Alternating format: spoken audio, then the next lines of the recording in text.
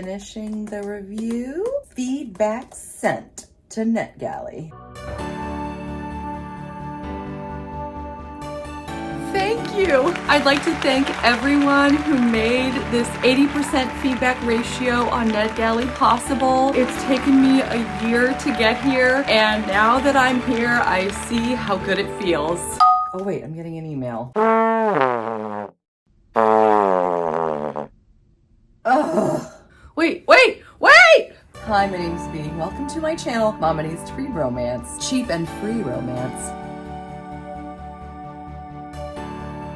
I am so excited to talk to you today about one of my very favorite things, saving on books. Is this the end-all be-all list of ways to save while getting in as much reading as you can? No. I hope you find something here that helps you read even more than you already are without breaking the bank. I will have links to all of these things in my description box. So let's get to it. One of my favorite ways to get extra content is by going onto the Facebook pages of my favorite authors. Ruby Dixon's, for example, she publishes extra stories, shorts, novellas on her Facebook page. Also, I subscribe to newsletters for some of my favorite authors. Kate Bateman, Abby Jimenez, and cozy mystery author Ellie Alexander have all provided me through their newsletters or direct emails extra free short stories, novellas, chapters that give extra content to some of my favorite books by these wonderful authors. Juliet Cross actually just put out in a newsletter a short story that is teasing a brand new fantasy series that she's going to be writing. I also love going to the websites of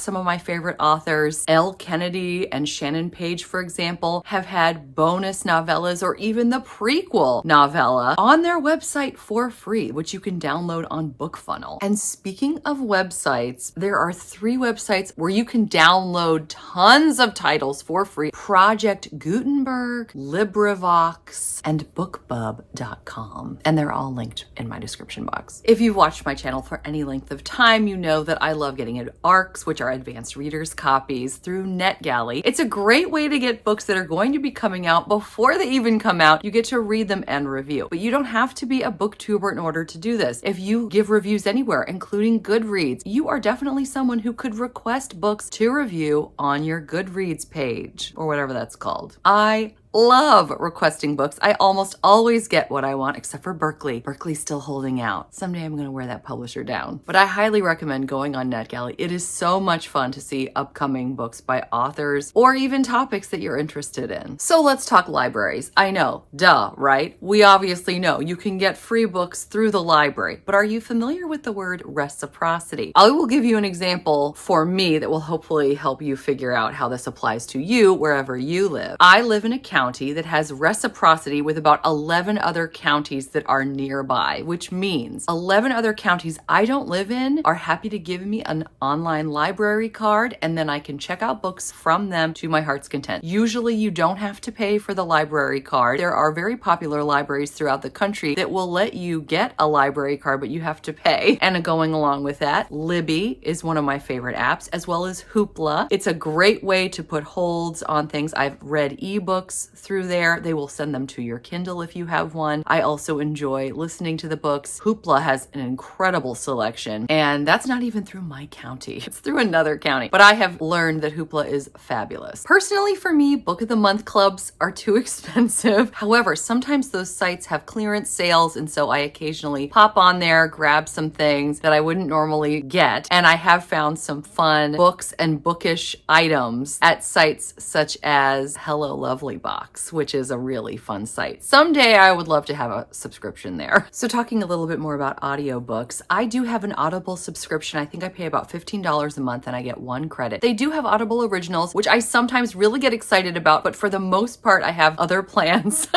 So I don't get to listen to as many Audible originals as I would like, but having 1 credit a month is helpful because there are a few things that I can't get anywhere else, or I would have to wait up to a year for it, that I can use my Audible credit on every month. One of my favorite things in the world each month is thinking about what I want to spend my Audible credit on. So that's a good time. Also, to get special deals, you can buy 3 credits for $35, which they offer year round if you look that up. And occasionally they do have sales. I recommend, if you have Audible, put anything you're potentially interested interested in on a wish list because they will email you when things on your wish list go on sale. They also have 2 for the price of 1 sales frequently. So I have found Audible to be worth it. But my favorite way to listen to books is through Anyplay. I'm sure you've heard me mention that many, many times. I pay $9.99 a month. It is the best $9.99 a month I spend. I am on Anyplay every single day. I love it so much. I will tell you, some people have said that they can't find the books they want. Anyplay has this weird glitch where if you look up a book by the title, you may not find it. I always look up books by author, and then I can almost always find what I want. But if they don't have what I want, that's when I use my Audible credit. So, and of course, speaking of monthly subscriptions, what monthly subscription conversation would be complete without talking about Amazon's Kindle Unlimited? I love Kindle Unlimited. They have Stuff Your Kindle days 4 times a year where you can really just get a ton of neat titles by authors you may not have heard of or ones that you have for free. I've gotten way too many books through Stuff Your Kindle days. I can't wait to do a video on that. But also you can have up to 20 books at a time in your Kindle Unlimited library. And those are often books that are by popular authors, great titles. The only problem I have with it, I have to make a choice between the books I currently have on my Kindle Unlimited shelf and the new book that I want to add because I'm always full.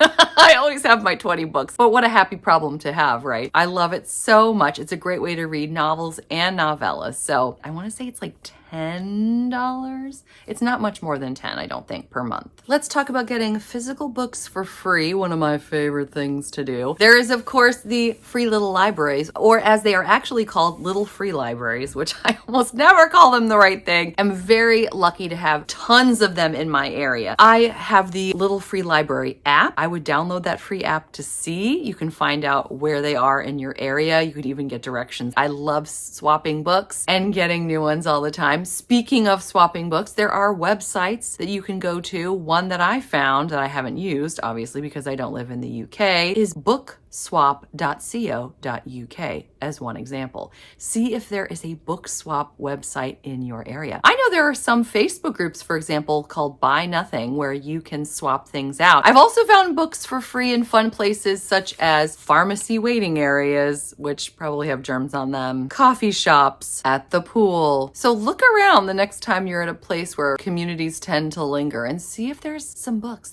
And now we come to the most obvious, probably, buy used books. I am a used book nut. The majority of these, especially the historical romance, I paid about 50 cents for. I go to used bookstores. I go to library sales. If you have a library near you, check the websites or talk to the librarians. See when they have library sales where you can find books for next to nothing. I frequently buy hardbacks for $2, paperbacks for $1, mass market paperbacks for 50 cents. I've even paid 25 cents or even 10 cents. That was almost embarrassing. I felt like they were paying me at that point to take books.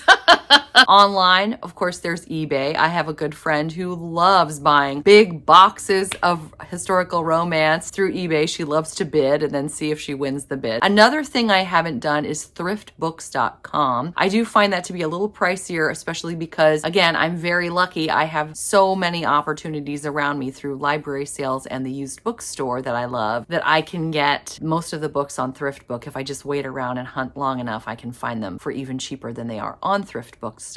But I know a lot of people that will get books there that can't find them anywhere else. I've even shopped for books at Goodwill, thrift stores. They don't always have as good a selection, but still you can find a diamond in the rough. Well, those are the ways that I read a ton and spend very little on books. If there was something I missed, do leave a comment below so we can all learn even more ways to save on books. That's it for me. I hope you're doing well. I hope you're enjoying whatever it is you're reading, whether you got it on sale or not. Until next time, thanks so much. Take care.